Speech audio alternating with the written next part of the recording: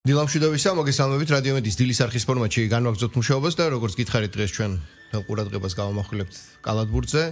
რადიომედის სტუდიაში კახა გელაშვილთან ერთად ვართ, თუმცა ჩვენ როგორც გითხარით სტუმარი გვეყოლებოდა და გვყავს კიდევაც ადამიანი, რომელიც უფრო დეტალურ ინფორმაციას მოგვაწვდის თუ რა ხდება ჩვენ საკალათბურთო ნაკრებში, როგორ მიმდინარეობს მზადების პროცესი, მოკლედ რადიომედის სტუდიაში ჩვენ დღეს მასპინძლობს საქართველოს ეროვნული ნაკრების მედია ოფიცერს ირაკლი პერტაიას. გამარჯობა. მოგესალმებით. დიდი მადლობა მოწვევისთვის.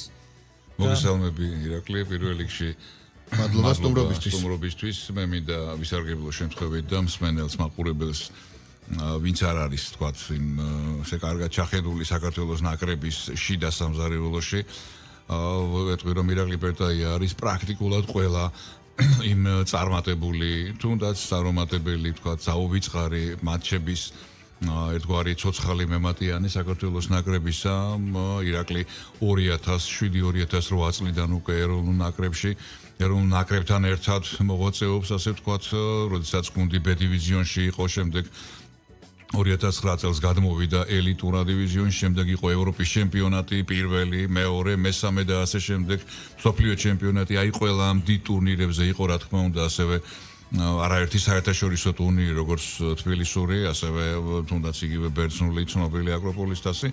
აი ამ ყველა ტურნირზე ირაკლი სწორედ მისგან იგებდა ქართული პრესა, ქართული პირველ რიგში პრესა და შემდეგ საზოგადოება. ხო, რა თქმა უნდა, საზოგადოება, კი, და გულშემატკივარი იმ პირველად ინფორმაციებს, რომელიც ასე გვაინტერესებს ყველა კალათბურთის მოყვარულს.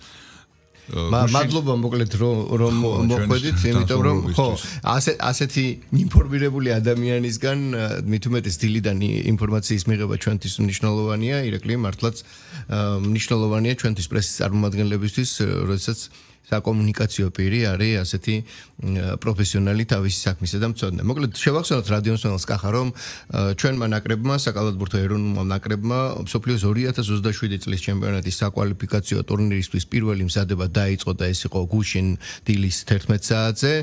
ჩვენ შევახსენოთ ასევე რადიომსმენელს რომ ზოგადად 2 წლიანია ეს შესარჩევი ეტაპი, ორი ეტაპისგან შედგება და ჩვენ ვართ ქვეჯ ჯგუფში, აქაც ჩვენ ეთერამდე ვხუმრობდით რომ ესპანეთი ისევ ჩვენ ჯგუფშია, ესპანეთის გარეშე უკვე ჯგუფები ჩვენი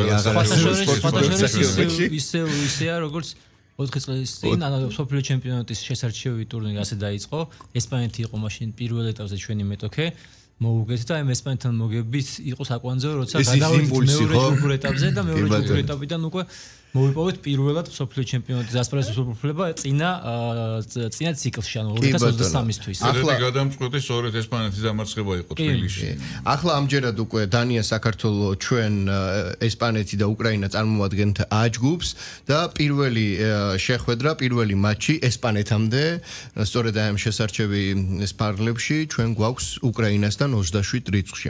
მოკლედ ვიცით იმ სირთულეების შესახებ ალბათ მე დიიდან არაერთხელ შეიტყო მსმენელმა, რომელიც უკავშირდება სხვადასხვა კონტინენტზე საკალათბურთო ცხოვრების წესს და აქედან გამომდინარე ნაკრებში ჩვენი მთავარი კალათბურთელების ლეგიონერების ჩამოსვლას, არ ჩამოსვლასთან დაკავშირებულ პერიპეტიებს ბევრი გვისაუბრია. აი ამ ყველაფერზე განვავრცო ჩვენი დიალოგი, თუმცა პირველ რიგში გითხარით, ვინ არის 12 ადამიანი, ვინც თავდაპირველად ჩამოვიდა, ვის ველოდებით, ვის ცალსახად ვიცით არ ველოდებით და ვინ არის, ნუ გასაგებია ვინ არის ის, ვინც შეიძლება ჩამოვიდეს, შეიძლება ვერ ჩამოვიდეს, ძალიან რთული სიტუაცია ამ ხრივ. მოგესალმებით კიდევ ერთხელ და მადლობა მოწვევისთვის.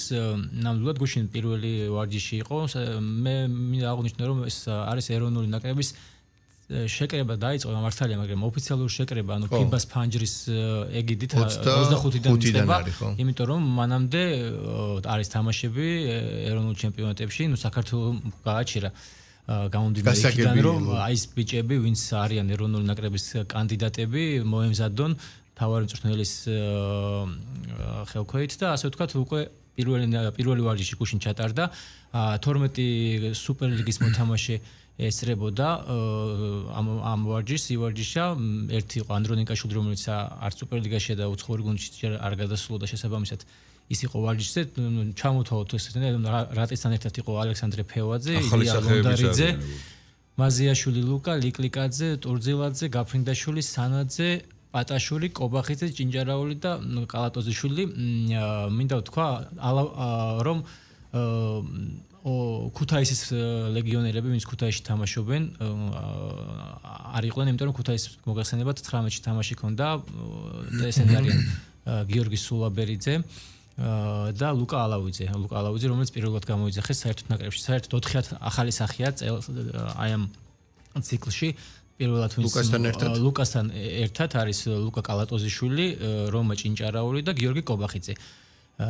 ჭინჭარაული და კობახიძე ზესტაფონის მარგოთის წევრები არიან, ლუკა კალატოზიშვილი არის ბათუმის წევრი და აი ბიჭებმა თავი გამოიჩინეს ბოლო წლებში, ბოლო თამაშებში და ეროვნული ნაკრების მთავარ მოწმეებმა მეიწვია შეკრებაზე და სანამ ლეგიონერები ჩამოვლენ და რომ ჩამოვლენ მანამდე უკვე ეცოდინება მწვრთნელს სამწვრთნელოს ამ ბიჭების როგორ და აქნე შეირჩევა უკვე ის მოთამაშეები, რომლებიც უკვე ლეგიონერებს დაემატებიან, რომლებიც ჩამოვლენ 24-ში, 25-ში, 23-ში, კახა ჯინჭარაძე, მოგესწრებათ ევროპაში არ თამაშობს ის. ირაკლი, ბოდიში, სანამ ლეგიონერებზე გადავალთ და ლეგიონერებზე ვისაუბროთ, ერთ რამეს მინდა გავამახვილო ყურადღება. ახლა თქვენ ვინ ჩამოთვალეთ გვარები და კლუბები, ზოგადად ის ტენდენცია რომ იყოს ძირითადად ორი კლუბიდან გამოძახებული, პირობითად ორი მსხვილი კლუბიდან ან ერთიდან, ან სამიდან, რაც დამახასიათებელი არის ხოლმე არა მხოლოდ სპორტის ამსახეობისთვის და ახლა არის საქართველოს რეგიონები, ხო? ანუ ბევრი კლუბია. ეს არის ლოგიკური ჯაჭვი იმისა, რომ საქართველოს სუპერლიგა გეოგრაფია ფართოვდება და მეტი და მეტი ქალაქი ემატება სუპერლიგის ბოლო წლებში მოგეხსენებათ. ხო და ეს კარგი სტრატეგია თქვა მას ვამბობ. ქალაქის გუნდი შეიძანა იგივე ტყიბული გურჯაანი, წარმოიდგინეთ ამათ გუნდები ყოს და ზოგადად გარდა ამისა, რომ შეიძლება გაძლიერდეს და გამრავალფეროვნდეს ქალაქები, მაგრამ გუნდები ისე თავკომბალასავით რაღაც ორი გუნდი იყოს და ორი ძლიერი და იქიდან შევეჭდეთ, მაგრამ არა, გათანაბრდა ძალები სუპერლიგა წინასწლამდე არის, აი ესე რომ ვერ გაიგებ ვინ მოიგებს, ვერ გაიგებ ამ მატჩში როგორ დამთავრდება, 8 გუნდს აქვს თანაბარი შანსი რომ მოხვდეს ფინალში, ნახევარფინალში, ეს კარგი შედეგია ჩემი აზრით. საინტერესოა რა თქმა უნდა, რაც ყველაზე მთავარია, ჩვენ ერთ-ერთი წინასწარმარი იყო კობაკობიაშვილი გალათბურთის ფედერაციის. მაშინაც განვავრცელეთ ეს თემა. საშიშებოდებოდა ხელმძღვანელი და მასთან საუბარშიც აღნიშნეთ ჩვენს განაცხადა რომ უპრეცედენტო შემთხვევაა ეს ბოლო რამდენიმე სეზონი, როდესაც თბილისური კლუბები სიმცირეში დომინირება აღარ არის ეგრე, ხო?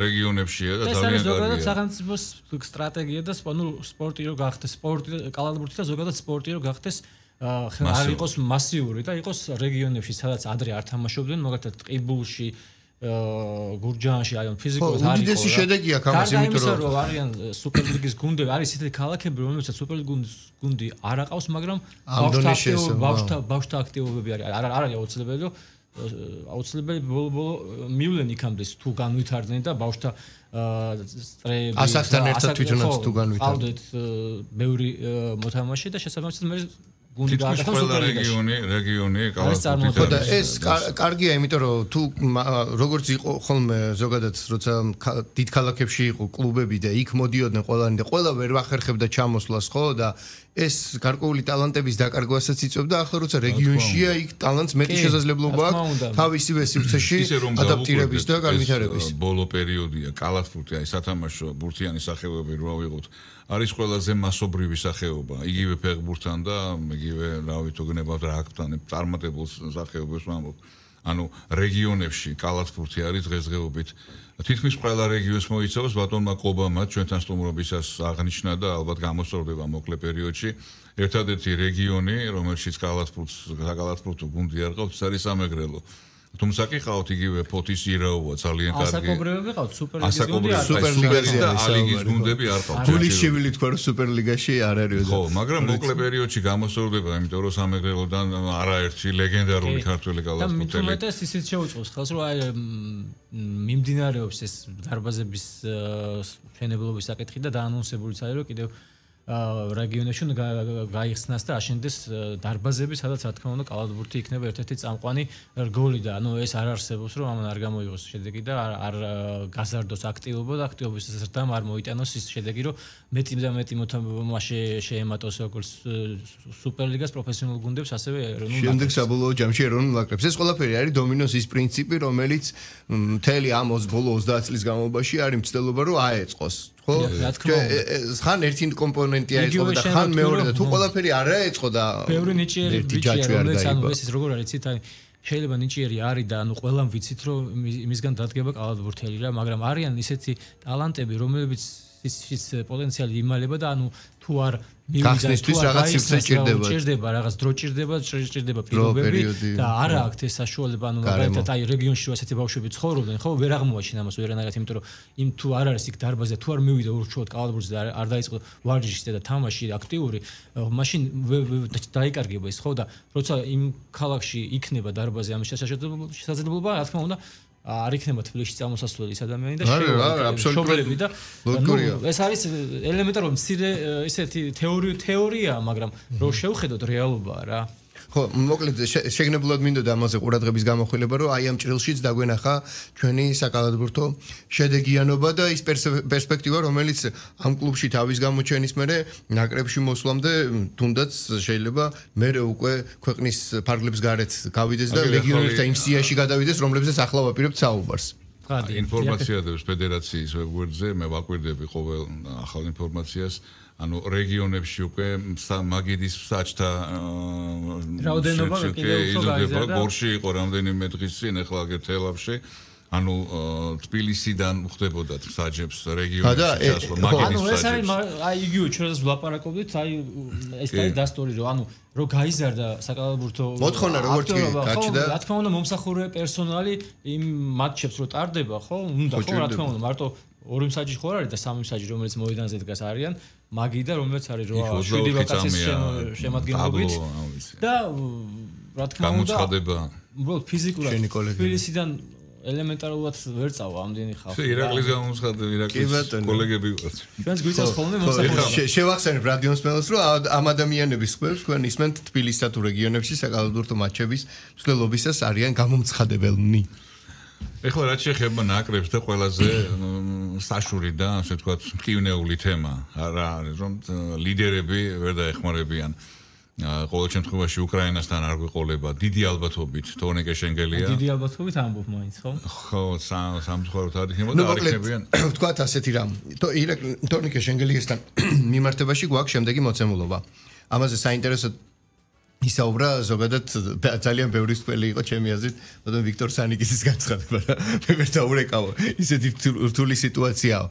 მოცემულობა არის შემდეგი, რომ 26 გვიან 12-ისკენ თორნიკეს კლუბს აქვს მატჩი. მატჩის განმავლობაში 27 რიცხვი გახდება კიდევაც და შემდეგ თორნიკე 27-ში მატჩის დასრულების შემდეგ უნდა ჩაძდეს თვითმფრინავში.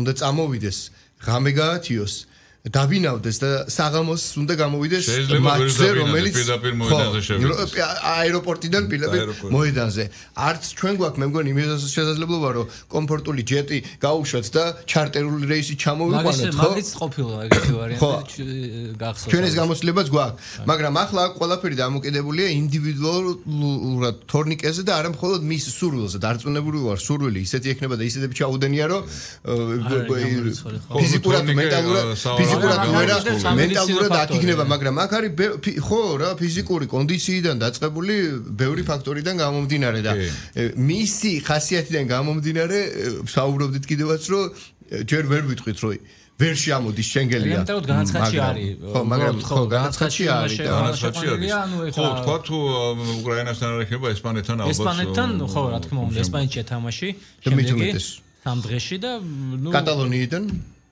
კი ბატონო, მაგას მოდით მაგ თემაზე ძალიან ბევრი აი ამ საუბრიდან ლოგიკის დასკვნის გამოტანა შეიძლება, რომ ელემენტარულად შენგელია სიტუაცია არის, რომ თამაშის დღეს აქ თამაში და ანუ ფიზიკურად ანუ ელექტრიკას არ მომხდარა და არ ხდება ზოგადად ეს რაღაცა და ნუ ეს არის ჩვეულებრივი მოდი ახლა ისეთ თემაზეც რა იქნება, როგორ იქნება, ეს მაგას არ ვიცით რა, რაღაც პროცენტი მინიმალური მიზერი დაუშვათ რომ იქნება, მაგრამ ნუ ძალიან მინიმალური. ხო, ნუ გასაგებია რომ რეალურ ჩვენ სხვა რეგიონად უნდა მოვემზადოთ. ხო, არა, მესმის არარეალურია, რთულია და ამაზე მეც ფონდა ხშირად საუბარი ჩვენ მედაზებს ქონია კენწუთ რაზე რომ კალათბურთის საერთაშორისო ფედერაციას ფიბასა და თქვა სხვადასხვა დიდ ჩემპიონატებს იგივე ევროლიგა იქნება, ეროვნული საკალათბურთო ასოციაცია იქნება, არ არის ესეთი ურთიერთობა, თქვა როგორც ფეხბურთშია რომ ესა თუ ის კლუბი ვალდებულია ეროვნულ ნაკრებში გამოუშვას კალათბურთელი.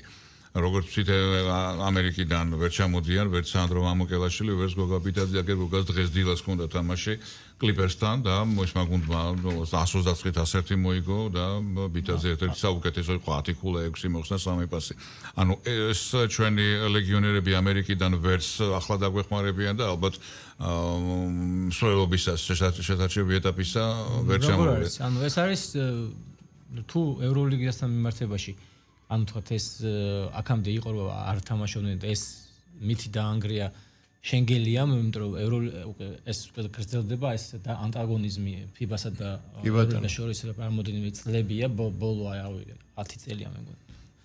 ზუსტად ეს ყველაფერი გადადის მე კალათბურთელებზე. შენგელი იყო პირველი მოთამაშე, რომელიც ევროლიგაში თამაშობდა და პარალელურად და პირველი იყო და იმის მერე ამოვიდა ოღონდ რამოდენიმე წლის მერე ტენდენცია რომ ანუ ისე რომ აი 2 დღე თუ იყო 3 დღე თუ იყო განსხვავება თამაშებს შორის აი მაგალითად სერბეთში ჩადიოდნენ მოთამაშეები და ანუ ესეთი მოთამაშეები უკვე თამაშობდნენ ბოლო წლებში არის ესე გამოვიდა თორნიკეს ამბავი დაიწყო შერთავიდან რამდენი ყველა თამაშობდა მაგითო გვაქვს ეს მოლოდინი თორნიკეს მიმართებაში იმიტომ რომ ვირტუსიდან როლებული კი და სულ არის ხოლმე თორნიკეს კონტრაქტშიც ქონდა რომ ანუ ევროლიგაში რომ მიდიოდა უნდა ეთქვა ეს ეწერა რომ ეროვნულ ნაკრებში ასვლაზე მწვანე მაქვს ანუ მაგიტომ შესაბამისად მოდიოდა სხვა მოთამაშეთან მიმართებაში შეიძლება ის იყო რომ ეროვნულში ვერ თამაშობდნენ თუნდაც კონტრაქტი და ესე ვთქვათ ასე გაირღვა ეს ფარდა ასე ვთქვათ და ეს მოთამაშეები თუ არ ემთხვევა თამაშები 2 დღე თუ არის მოდიან ნუ იმ ფანჯარას იყენებენ ხო იყენებენ და ამერიკა მოგეხსენება ევროპა ძალიან შორს არის და ის 2 დღე ჩამოსვლა ზემოხლოსდა ჭირდება ხო ის თქვათ ტენდენცია არ არის ჯერ კალათბურთში არამატომ წყდება ჩემპიონატთა ნაკრებში NBA-ის კალენდარი არის ისე რომ 2 დღეზე მეტი და ახალ წელსაც არ ისვენებენ, ისვენებენ რაღაც Thanksgiving Day და რაღაც რამოდენიმე დღე აქვს. NBA-ის კალენდარი არის ისეთი, რომ ის ნაკლებად ითვალისწინებს საკალათბურთო ნაკრებების ინტერესებს. აქ სრულიად საკლუბო ინტენსივობა, შეჯიბრებები. მარტო კალათბურთია, ჰოკეის წესია და ყველა სახეობაში სადაც ევროპელები თამაშობენ. ანუ ფეხბურთი ამ ხრივ გამორჩეულია. ფეხბურთი გამორჩეულია. აწყობილია შეთანხმებულებად მოქმედებენ და ევროლიგა და FIBA, ანუ არა, ევროლიგა არის არ უნდა ჩათვალოთ კომერციული ცალკე საზოგადოებრივი ორგანიზაცია, რომელიც აკეთებს კლუბებთან აქ გრანდებთან ხელშეკრულება გაფორმებული და ამის ხარჯზე თამაშობს. ამის ცელობა იყო ფეხბურთში სხვათა შორის, რაც არ შედგა და კიდე გაი. ალბათ ამ ფეხბურთში როდესაც არის სანაკრებო მატჩების სერია, თქვა ტესტ მატჩები, სხვანაირად შესარჩევები სხვა არის ტესტ მატჩები. აი როდესაც სანაკრებო მატჩების სერია იქ წყდება უმრავლეს ჩემპიონატში, ელიტურ ჩემპიონატებს ვამბობ, მიმდინარეობა და მორაგბეებს ეძლევათ უფლება ჩავიდნენ ეროვნულ ნაკრებში. რაც შეეხება მსოფლიო ჩემპიონატის ამ შესარჩევ ტურნირს, აქ არის ისეთი ფანჯარა 2 წლის ციკლში ვამბობ. პირველ ჯგუფურ ეტაპზეც არის ესეთი ფანჯარა, ეს არის ივლისის თვე, როცა არის ფანჯარა და რა თქმა უნდა, აქ საშუალება რომ ითამაშონ და ითამაშებენ კიდევაც და უთამაშიათ კიდევაც გოგას და მამუს და მეორე ჯგუფში ჯერა რო გავალთ და თუ გავედით არის კიდევ იქ აგვისტოს პანჯარა თუ გახსოვთ შარშან ვითამაშეთ შარშან კი არა და სოფლიო ჩემპიონატის მოსამზადებელი პერიოდი ჰქონდა ვიწყებდით ერთ და ერთ კვირით ადრე სანამ დაიწყებოდა სოფლიო ჩემპიონატი ვითამაშეთ იტალიაში იტალიასთან ეს თამაში ანუ ეს პერიოდია ირაკლი რომ თქვათ იქ ამერიკაში დამთავრებულია პლეი-ოფშიც რო გავიდეთ თქვათ ფინალშიც ორლანდოვან ტორონტო მაინც ეძლება თუ აგვისტოში ჩამოვიდნენ ითამაშონ. ეს მეორე ეტაპზე და პირველ ეტაპი არის ივლისში და NBA-ის ფინალი ივნისს არ გადაცილდება. ანუ ივნისი თავისუფალია ხო? ამ ხრივ შეიძლება ჩამოვიდეს. კარგი, გასაგებია ეს მოსწავლე. ასე თამაშის სემაზე ოლიმპიური ოლიმპიადის შესარჩევი ტურნირი რო იყო შარშან კი ბატონო ირაკლი ჩვენ რო საერთოდ რო რაღაც 7 წუთი რჩება მე მგონი რომ მოვასწროთ ყველაფერს საუბარი გავიგეთ რომ ოკეანის გაღმა კალათბურთელებს ახლა ამ შემთხვევაში ვერ ველოდებით იმიტომ რომ იქ სხვა კალენდარია და გადმოვინაცვლოთ ჩვენს ბევრ კონტინენტზე და ევროპაში მოთამაშე კალათბურთელებზე ჩვენ ერთ-ერთი მნიშვნელოვანი მოთამაშე გვყავს კამარ ბოლდუინი და ვიცით რომ იმ კლუბში სადაც იყო რაღაც შეთანხმება არსებობდა ახლა გადავიდა სხვა კლუბში მაგრამ აქაც გაგვიმართლა რომ ბაიერნში ჩვენი ნაკრების ყოფილი მწვრთნელია და წესით არ უნდა გაჭირდეს მისი აქ ჩამოსვლა ხო?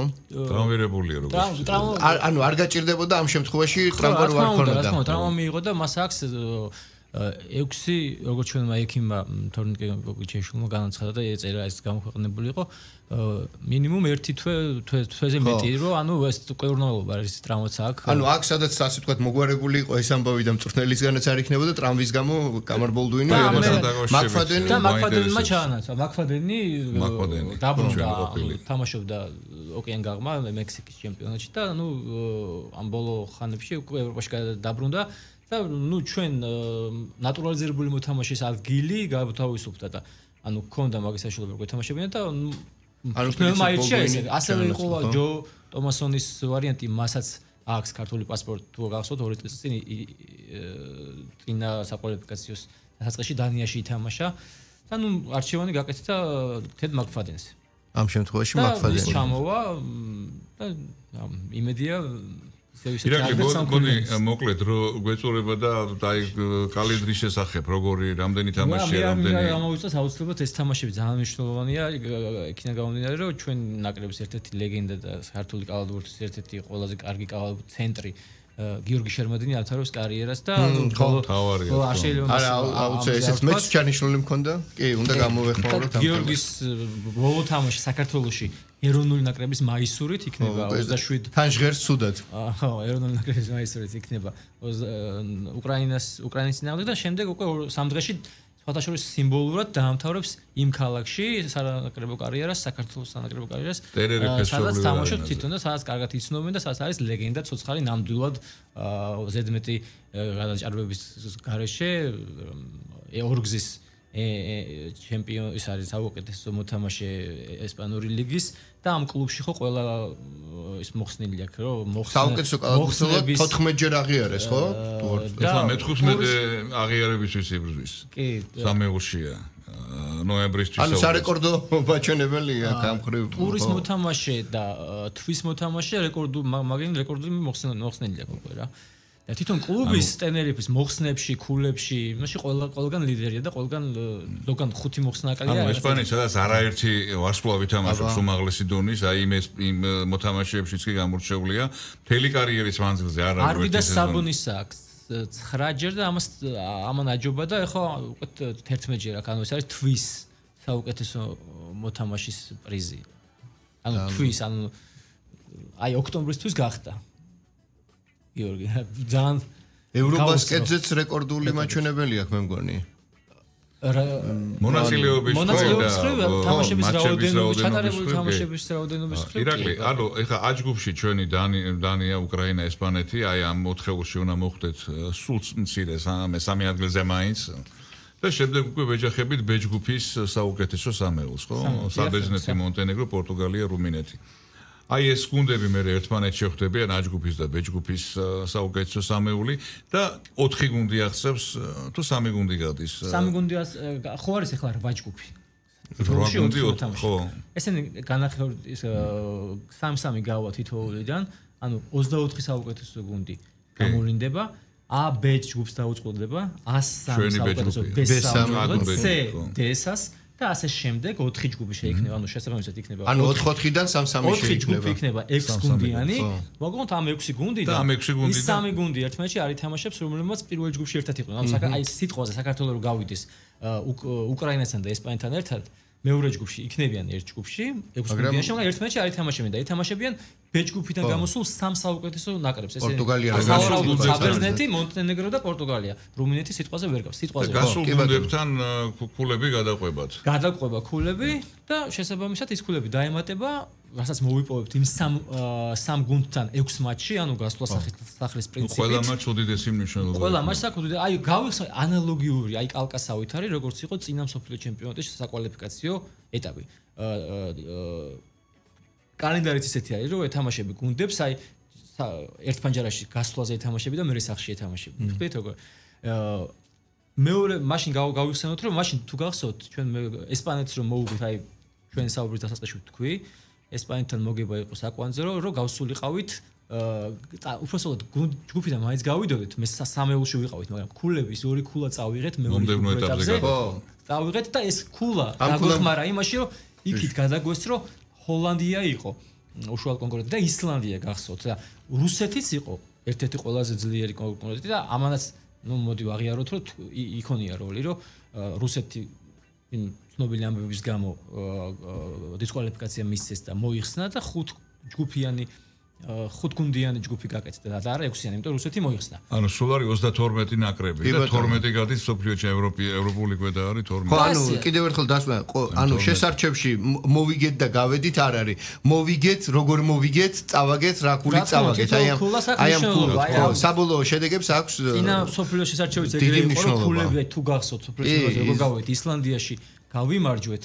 სამ ქულით და იმ სამ ქულაზე მეტი არ უნდა წაგვეგო და მაინც გავდიოდით და ნუ გახსოვთ სამი ქულით წავაგეთ და მაინც გავედით და ხალხი გაოცებული იყო ეხლა ვინც ეხა ცოტა ისე ახლოს არ არის ჩახედული ამ ძალიან რთული გასაგებია ხო რა თქმა უნდა და ზოგადად კალათბურთისთვის ნაკრებმა წააგო მაგრამ ისეთი სიხარული მე არ მინახია დარბაზში არასდროს მოედან 0-ზე და ხო და ბოლო წამზე რო ესროლა ეს სამი ქულით რო ანუ თანაბარი ქულები დაგროვა დამატებით რო დაენიშნებოდა მაგაზეც თვითონაც დაველა ეს კალათბურთი აი ამ ტექნიკური მრავალ შრიანობით ძალიან გამოირჩევა და რა თქმა უნდა უდიდეს აი ძალიან რთულია უამრავი ისეთი წესი აქვს რა თქმა უნდა რომელიც აი კალათბურთის სუპერკომაქსმა იცის მაგრამ კალათბურთის მოყვარულმა ბევრმა არც იცის ბოლომდე ის წესები და სუპერკომაქსმაც ძალიან ისეთი რაღაცები არის წესები და თან წესები ყოველ წელს ასე ვთქვათ მცირედით იცვლება და ჩვენ თუ ლაპარაკობთ აი ყველა დეტალზე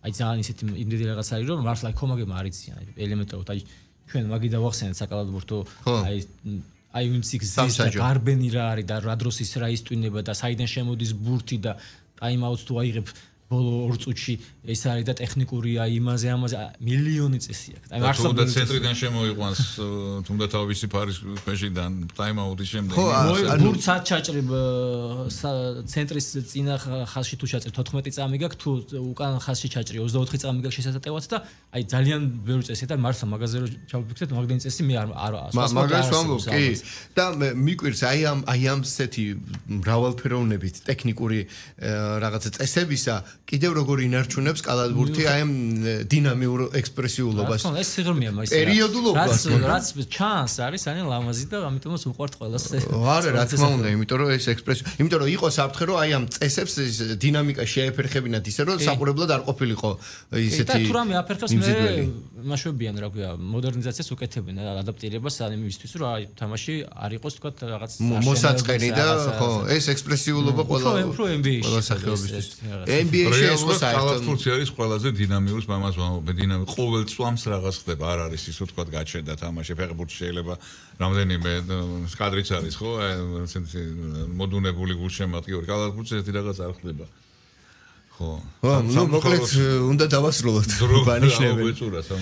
ირაკლი, მადლობა კიდევ ერთხელ სტუმრობისთვის. კიდევ არაერთხელ მოვიწევს ირაკლი. იმედი მაქვს რომ უკვე კიდევ უფრო დიდი და გრანდიოზული მიზეზები გვექნება იმისა რომ გვესტუმროთ, ასე დეტალურად მიმოვიხილოთ ჩვენი საკალათბურთო ნაკრების შიდა სამზარეულო იმ კუთხით რომ სულად კონდეს მსმენელსა და მაყურებელს წარმოადგენა რა შესაძლებლობა გვაქვს, რა რეალობა გვაქვს და ამას აქვს დიდი მნიშვნელობა, იმიტომ რომ შესაბამისი იყოს მე მოლოდინი.